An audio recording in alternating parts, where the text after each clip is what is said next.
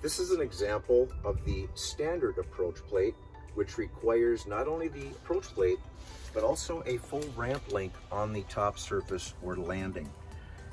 It's important to note that you must have the entire first link up on the landing, which is at least to the bolt here, so the ramp can then angle down. With the standard placement, there is a bit of a bump to get on and off.